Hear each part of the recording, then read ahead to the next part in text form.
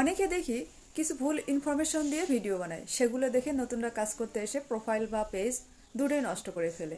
Please এই ধরনের ভুলভাল তথ্য দিয়ে ভিডিও তৈরি করবেন না।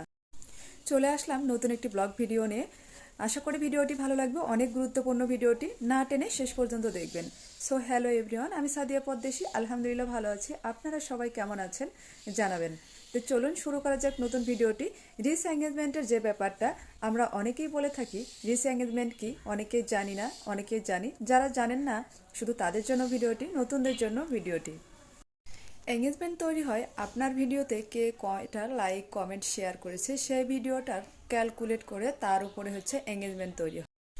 তাহলে এর মানে এই না যে আপনি অন্যের ভিডিও দেখবেন না। অন্যের ভিডিও দেখলে আপনার কী লাভ? অন্যের ভিডিও দেখবেন এবং লাইক কমেন্ট করবেন, তাতে হচ্ছে অন্যের ভিডিও যে দেখে লাইক এবং কমেন্ট করবেন, তাহলে আপনার প্রোফাইলের নামটা হচ্ছে মেনশন হয়ে সেই প্রোফাইলে যাবে। একজনের তো মনে হতেও পারে যে আপনি কমেন্ট রেখে আসছেন, সেই কমেন্ট অনুযায়ী আপনার প্রোফাইলটা ঘেটে দেখুক যে এই প্রোফাইলে কী আছে, শিক্ষণীয় কোনো ভিডিও আছে নাকি। এটা হচ্ছে আপনার লাভ। আর এর মানে এই না যে আপনার হচ্ছে ফেসবুকে আপনার সামনে যত ভিডিও আসবে সব ভিডিও হচ্ছে না টেনে শেষ পর্যন্ত দেখতে হবে। আপনার সামনে যদি একটা অশ্লীল ভিডিও আসে, আপনি কি সেটা না টেনে শেষ পর্যন্ত দেখবেন? অবশ্যই না। আপনার যেটা ভালো লাগবে সেটা দেখবেন, না ভালো লাগবে না। তবে ফেসবুকে কাজ করলে আপনার সামনে যদি কোনো ভিডিও বা পোস্ট আসে, ভিডিও দেখবেন এবং লাইক কমেন্ট করার চেষ্টা করবেন, তাহলে আপনার প্রোফাইলের অ্যাক্টিভিটি দেখে আপনার হচ্ছে দ্রুত মনিটাইজেশন দিয়ে দিতে পারে। এবার আসি ভিউজের কথা, যে অন্যের ভিডিও না দেখলে ভিডিওতে ভিউজ আসে না। এটা একদম ভুল কথা। আপনার ভিডিও কোয়ালিটি যদি ভালো হয়, ভিডিওতে যদি শিক্ষণীয় কিছু থাকে, অবশ্যই আপনার ভিডিও মানুষ দেখবে, ভিডিওতে ভিউজ আসবে, মিলিয়ন মিলিয়ন ভিউজ আসবে। ভিডিওতে শিক্ষণীয় কিছু রাখার চেষ্টা করবেন, সবসময় ইউনিক ভিডিও বানাবেন।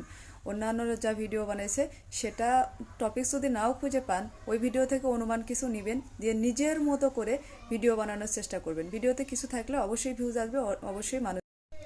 তারপরে একটা কথা শোনা যায়, সেটা হচ্ছে পেআউট সেটআপ।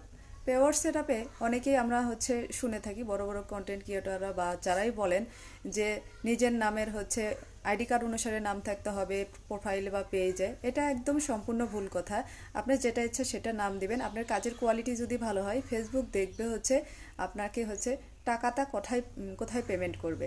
আপনার হচ্ছে টিন সার্টিফিকেটটা যদি একটু, আপনার ব্যাংক অ্যাকাউন্টের নাম্বার যদি আপনার একদম শুদ্ধ হয়ে থাকে, তাহলে ওই ব্যাংক অ্যাকাউন্টে আপনাকে টাকা পাঠাবে। এটা যে অনেকেই বলেন ভুলভাল কথা, এই ভুলভাল কথা কেউ কানে নেবেন না। ফেসবুকের গাইডলাইন অনুযায়ী কাজ করে যান। আপনার ভিডিও কোয়ালিটি যদি ভালো হয়, ভিডিওতে যদি ভিউজ ভালো আসে, মনিটাইজেশন যদি পেয়ে থাকেন, ইনশাল্লাহ আপনার হচ্ছে কোনো ভুলভাল কথাই শোনা লাগবে না। নিজের গতিতে কাজ চালিয়ে যান। এখন কিন্তু ফেসবুকে অনেক ডাক্তার এসেছে, অনেক কথা বলতেছে, এগুলো বিশ্বাস করবেন না।